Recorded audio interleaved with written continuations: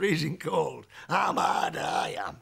We needed at the club somebody to come in, someone to lighten up the dressing room, somebody who was bonkers, and most certainly Budgie fitted the bill. Burridge's 1,000-watt nuttiness and Keith Wright's 100% passion for Hibs gave the team the lift they needed. And before the 91-92 season kicked off, Alex Miller was confident. Stephen, dive with your feet out. You've got a solid spine, and at that stage we had Brian Hamilton and Murdo MacLeod in the central midfield area. And then we had up front, we had Keith Wright, we had Gareth, we had Mickey Weir in a wide area. You know, so we had a good mixture of experience and young players. Football's all about confidence. If you can get off to a good start, it sets up your season, and most certainly that's what our season was going to be about. If you could get off to a good start, and I'm sure the players would all respond to it. You could bet on it. In fact, they did. Murdo took a trip to the local bookies and did some confidence-building research. Dig it. Filled up by the SFA for this.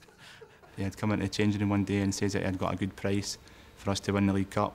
So we round all the boys, and some gave a fiver, some gave a tenner, some gave 20 quid. So everybody gave what they could afford at the time, and money get put on at the bookies. I'm not too sure of the odds.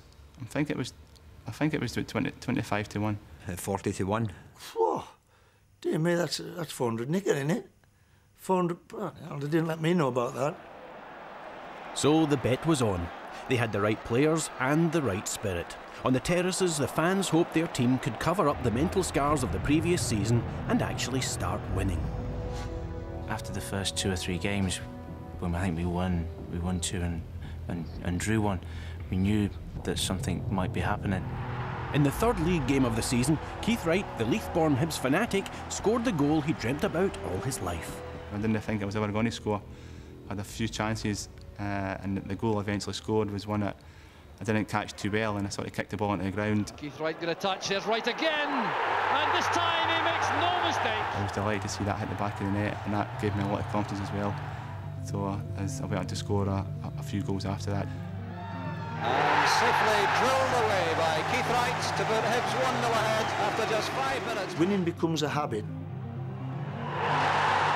And McIntyre has scored. We knew before we went out we were going to keep a clean sheet. And we knew Keith or Gareth or Pat McGinley would score. Murdo's betting slip was becoming more valuable by the game. Hibs were brimming with confidence and the fans were loving it. Not only were their team doing well in the league, but after beating Stirling Albion, Kilmarnock and Ayr United, the club were suddenly within touching distance of a trophy for the first time in 19 years. The last 4 teams in the draw for the League Cup were Hibernian, Dunfermline, Airdrie and Rangers. When we got there and all the press rooms filled with all the press boys, they're doing a draw down the front. It came out, Rangers against Hibs. And I'm kind of thinking, no, that's not in the script. We didn't want them, we'll keep them for the final. We're pleased, it's a draw everybody wanted to avoid. I met Maurice Johnson, who was the striker for Rangers at the time, and he's pal with Graham Mitchell, the left back, and he said, oh, it's a pity if we'd reached the final, both of us would have got a medal. He says, so it's a pity you're going to miss out. I said, oh, we'll wait and see. One person with absolute belief in his ability to take Rangers by the scruff of the neck and shake them all over the park was away with the birds' Budgie. He started with a quiet word in the ear of the opposing striker. Aitley, you're supposed to be a hard man, eh? Come in my box, son. I'll break your back. He would do anything to psych players up.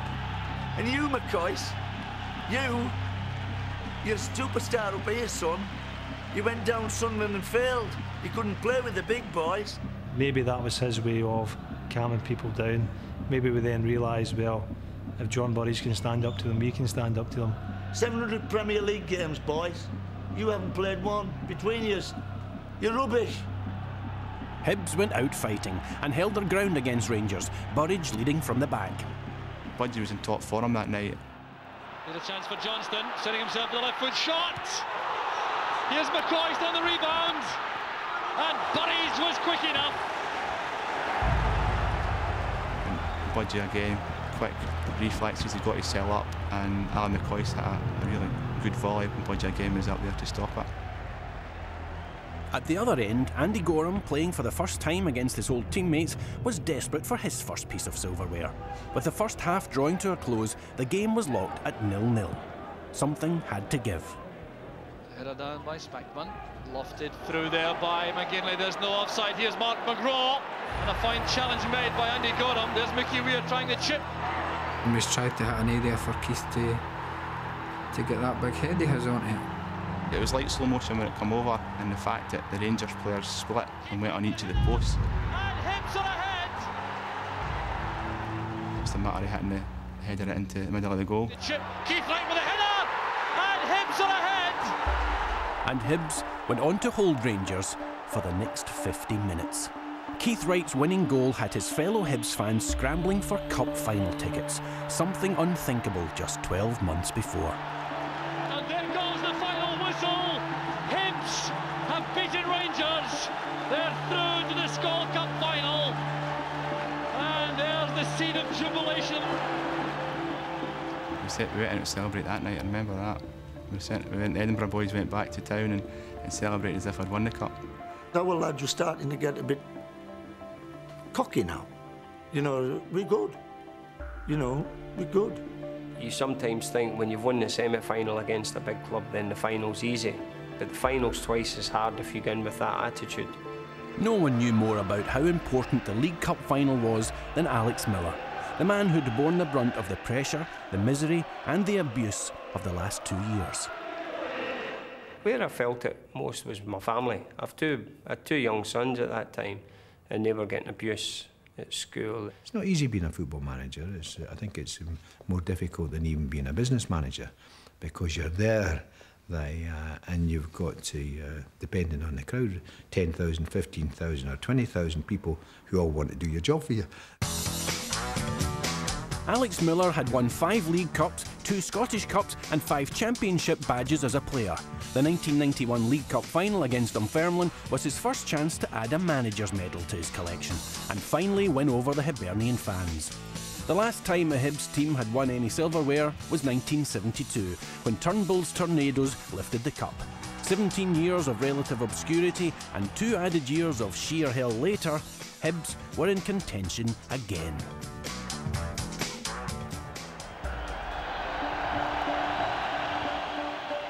While the maroon half of Edinburgh sat at home and backed Dunfermline, the Hibs fans were desperate for a win. Defeat was unthinkable. A green and white clad army packed Hampden's terraces that day, and for once they weren't from Glasgow. The big thing for me at that time was not to come away from Hampden a loser. I had to win the cup, I had to be in the winning team. I kept saying to myself, we can't lose. Just the fear kept me going. Talented left foot. Out of luck there, the youngster coming inside. Mickey Weir trying to break clear for Hibs. He's brought down in the end by McWilliams. An angry reaction from Mickey. First half of the game, you're out and we're there, but we're no there. We're not playing the way we've been playing. We're not playing quickly. We're no aggressive. We're no winning challenges. Now Martin McLeod looking for a shooting chance. That was deflected off McCarthy. We just felt we've just turned up thinking we're going to get the cup. Dunfermline played well in the first half. We were a wee bit lucky at times to get through it. After a dismal first half, the destination of the League Cup still hung in the balance. Would it be Edinburgh or Dunfermline? Alex Miller had just 15 minutes to inspire his team. What I remember most was at half-time when he came in and the score was 0-0, and he just really quietly said, "Don't let this pass you by, this could be the biggest day of your lives." And I said to the players, just go and relax. You've got all the tools that you need. You've got the tactical awareness, you've got good fitness. Go and relax and go and take the cup. You deserve it. If the Hibernian fans had seen a performance reminiscent of the disastrous 1990 season in the first half, they welcomed back the 1991 vintage in the second. Hibs just needed an even break. What they got was a lucky one.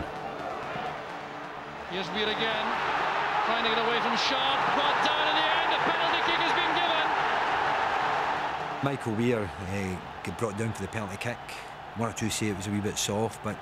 Sharp went down, he appeared to catch him perhaps with his arm, or did he? No, it wasn't a dive. That was another one I've lived with for a long time. It was a missed kick, a complete missed kick. I just basically tried to go by the full back and got my feet caught up at the same time and ended up on the floor. And I went, penalty! You know, and it's penalty. Up stepped Tommy McIntyre, possibly for that brief moment in time, the coolest man on the planet. I really just tried to focus the ball, the goal, and where I was wanting to put it, to blank out the crowd, the players, everything round about you, and just to focus on the ball. You just felt, this is the one, this is the one. If Tam push it in, we'll go on and win the cup. Tommy McIntyre, the record is gone, Hibs take the lead.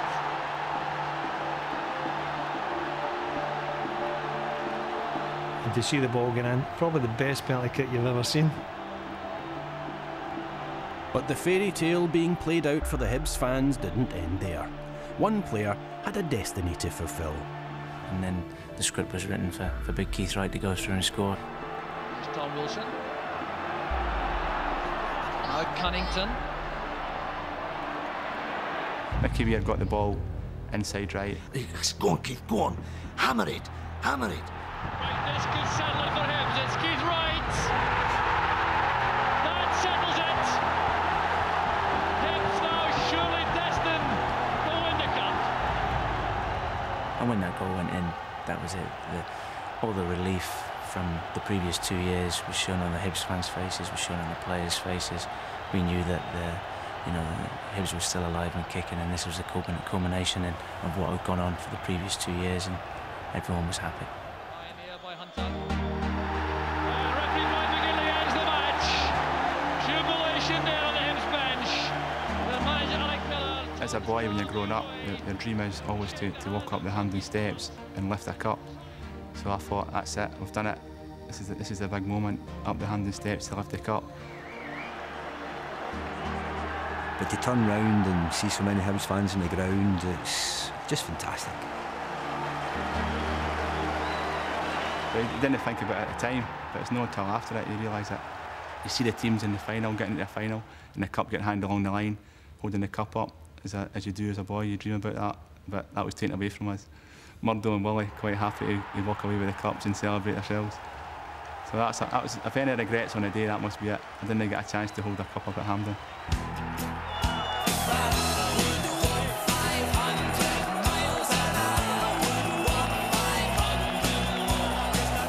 The moment for me winning the cup was getting back to Edinburgh on that open-top bus and seeing the amount of fans that were on the street and how much that Hibs meant. I've won cups before, and I've sat on open-top buses before, but my God.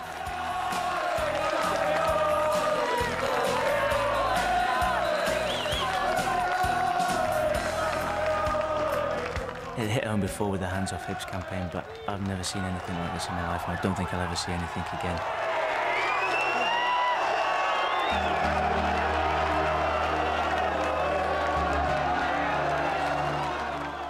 When we get back to the stadium was locked out. It was just a packed stadium.